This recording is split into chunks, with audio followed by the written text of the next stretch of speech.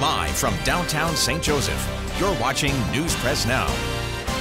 Good evening. Thanks for joining us for News Press Now. I'm Charles Christian. And I'm Kirsten Stokes. Last year, the death of a 6-year-old Jocelyn Beechner shook the community.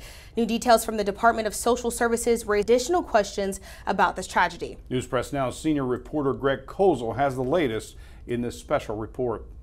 A home should be a place of refuge and safety. For Jocelyn Beechner, it was a death trap. It was 14 months ago that police closed off this street after Jocelyn was found dead on the roof of her home.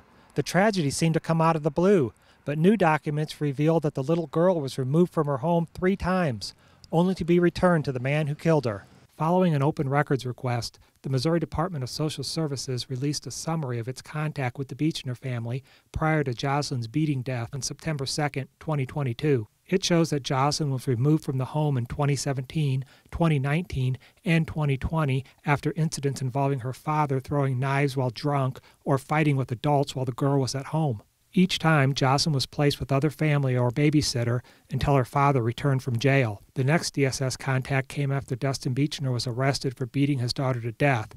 He later died in jail. I can't go back and know what they knew or see what they saw, so I can only say that there may have been some missed opportunity there. Voices of Courage Child Advocacy Center, which interviews children who have experienced abuse and neglect, wasn't brought in on the Beechner case. Executive Director Melissa Birdsell said the sad story illustrates risks facing children in a county where nearly 2,000 calls were made to the state's child abuse and neglect hotline last year. People want to pretend that doesn't happen, and it does. We see it every day. Removing a child from a home is difficult and requires the approval of a juvenile court judge, often after DSS investigations. Buchanan County's chief juvenile officer says child removal happened on a more frequent basis this year, often in cases of babies born with health issues because the mother used drugs during pregnancy.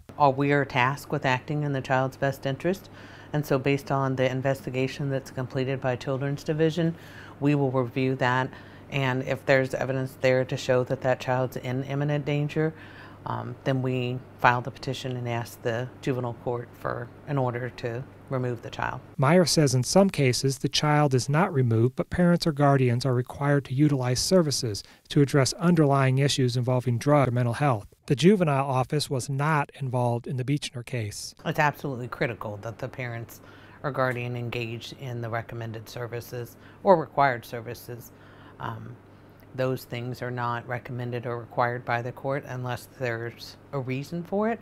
There's many cases that reunification is difficult to accomplish, and that's primarily because the parents will not engage in the process. DSS documents show that Dustin Beechner was participating in some kind of recommended service, but details weren't provided. For this story, DSS issued a statement that every child death is a tragedy, and it seeks to examine each case to learn what could be done differently next time.